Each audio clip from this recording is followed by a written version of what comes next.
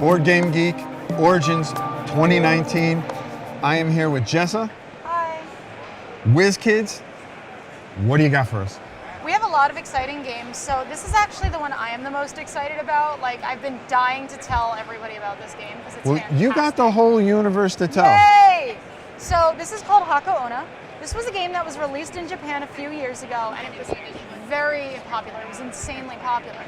But there was one English translation ever posted of the rules, but it was still hard to get the game online. So it wasn't really available to an English-speaking audience. Okay. So we got the ability to localize it, bring it to the United States, bring it to the English-speaking audience, and we're very excited to release it because, as I said, it's a huge hit in Japan. Everybody loves Asian horror. The Ring, The Grudge were super successful. It was so good. Exactly. So good. Exactly, and it plays on that same, theme. Right. And it's not a theme that's really explored a lot in modern games. Japanese horror? No. Yeah, so it's nice, it's fun, it's different. But now it is. Yes, Okay. now it is, because we're exploring it. We're exploring it. So the concept of the game, it's an asymmetrical hidden movement horror game. And in the game, the majority of the players are visitors. They have come to the Hako Onna's house, they are locked inside by her, and they are trying to escape. So they're going to be looking through the house and flipping over these tiles, looking for a way to escape the house. And there are 3 different ways that they can escape the house. They can reunite the Hako Onna's doll with her bones, which soothes her spirit. Mm-hmm. They can find out the combination to the safe and take the keys and then locate the secret exit somewhere in the house. Or they can discover what her weakness is and then use it on her, which kills her. So 3 different Cool. ways. Now, one player is the Hako Onna. She is the ghost haunting the house. Oh. And the Hako Onna is trying to kill the visitors. So the way she gets to play, she is going to move throughout the house by exchanging her tile, which is the same on the back as the other tiles, and exchanging it with a tile on the board. So if Okay. a visitor checks that tile and they see her, they die. Just like that. Just like that. It's over. Yeah, well, no, there's no player elimination. Okay. Players become Hako Bito, so they become part of the Hako Onna's team. On the Hako Onna's turn, they get to move with her. So they're not moving on the same spaces as her, but Right. they get to move at the same time. And the Hako Onna's turn happens while the players have their eyes closed, so they don't see where she's moving. She moves secretly. Mm-hmm. So the cool thing about this game is that the way that players take their turns, at the very beginning of a player's turn, they have to avoid making noise. And the way you do that is you have to stack a disc on this little thing here. I think we're calling it a blip. Okay. And each turn the current player has to add to the stack. So the next player would do this, and so on and so forth. If at any point during the game the tower falls, if you bump the table, if you knock it over while you're trying to stack, anything like that, the Hako Onna immediately takes her turn. Everyone closes their eyes and she gets to take her turn. Because you've made noise. That's insane. You've alerted her to your presence. I'm really bad at stacking discs, so Well, let's see you do it.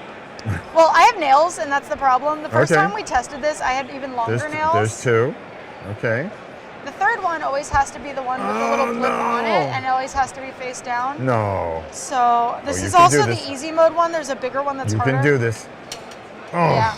Well, the nice thing is that for people who have trouble with dexterity games, Right. like myself, we've used noise cards. So it's a random shuffle. If you deal a 0, it's the Hako Onna's turn. Or no, if you deal 0, it's you pass your turn.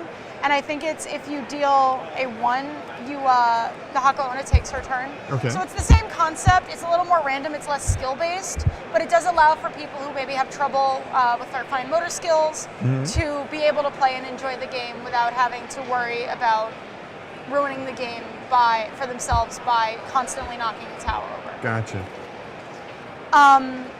So the Hako Onna also has their diary tiles scattered throughout the house. I think this is one. That is not one. I will find one. So there are diary tiles scattered throughout the house. Okay. They look like this. They have orange numbers on them. And the reason I say orange numbers is because the safe numbers are also numbers. So the safe numbers have a safe on them now. Okay. It's pretty self-explanatory. Yeah. Safe numbers are safe. When a player flips over a diary tile, they have to reveal it. When that happens, the Hako Onna takes the diary card that was revealed, and she gets to put it in front of her. Now, the Hako Onna has a deck of cards that she can use to attack other players, and each card that she has can actually matches the diary tiles. So this one matches number 5. Now, the Hako Onna can't use the card unless the diary tile has been drawn. Some of them, like this one, also have a threshold for the number of diary tiles they have to have found before that happens. Right. And so that's the way it still balances it, but some of these are very powerful. Like this one has all visitors in the same room as her die if the tower gets knocked over. So some of them are very powerful, but they are balanced so players don't feel like every single move they might die. Well, I mean, with all the things she can do, Yes. it almost feels like every move that. Yes, absolutely. And there are also letters. That's pretty cool. There are also letters which kind of give you a sense of how powerful they are, Right. which makes it a little easier. That's But cool. to balance the game, the visitors also get items at the beginning of the game. We've added some new ones, so there's some of the ones that we've included aren't available in the original game. Okay. We added kind of some new things to make some, just make it a little bit more replayable, I guess. Right. So for example, and all the visitors get one of these at the beginning of the game, the stethoscope says when peeking at the safe, which is when you look at the safe here, the safe is always in this spot, they get to guess the combination to the safe, and if they're right, they get the keys. You may state one number instead of 3. Okay. And if they actually correctly guess that number, the Hako Onna flips that number face up. So it gives them a little bit of an easier time opening the safe. And the cool thing about the safe is that the Hako Onna selects the numbers at the beginning of the game. Right. I think it's this way, I'm not sure, we'll find out in a second. It's that way, okay. Is you don't have to guess the numbers in the correct order, you just have to guess the correct numbers. 3 numbers. Right. Yes. So it makes it a little bit less challenging to guess the numbers in the safe, but getting the keys doesn't guarantee you win. You still have to find the secret exit. Which isn't easy. Which is not easy, no, Because she's roaming around here. She's got Yes. cards that can mess you up. She's got secret things. Then she turns everybody Yes. into ghosts that come up and, Exactly. and throw a beating on you. And like I said earlier, the Hako Onna exchanges her tile with the tiles on the board. Mm-hmm. So, lost my train of thought. No, it's okay. So, because there are various ways for the visitors to escape, there are also various ways for Hako Onna, and even accidentally the visitors, to remove the items from the game that they can use to escape. Now, if in any case in the game, all of the ways for the visitors to escape are removed except for one way, and the Hako Onna or Hako Bito or one of them lands on that tile and removes it, then she wins immediately. And the cool part is, if you can grab me just the lid of the box, I will show you.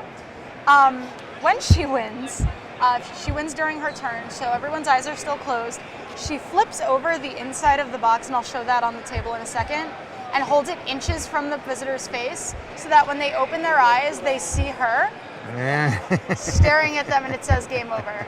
And I like to play it with the lights off, so it's even creepier. So you turn the lights on at the end of her turn. Wow. It's really, really fun. It's really It's thematic. really creepy. I mean, look at her. She Yes. is pretty nasty. Yes. There you go. And that's about how close it's going to be when you lose the game. See? Game over. Game over. You're done. Finished. That's Yes. it. Dead. All right, so when can we see this? This is going to be a September-October release. We're releasing it for Halloween. Right now, it's going to be early September, and that's Early September? We're pretty confident it's going to be early September. Okay. And I believe the price point is $29.99. Okay. It's very component heavy. You know, it has all the tiles, but it's a great game. It's so much fun. We're so excited for it. We've gotten a lot of buzz about it already because it is very different from most of the games that are out on the market right now. Exactly. So we're really thrilled to be able to bring this to an American audience. That's fantastic. Jessa, thank you so much for showing Thank you this. so much. Hey, for everybody here at BGG, it's your old pal Rob. We will see you soon.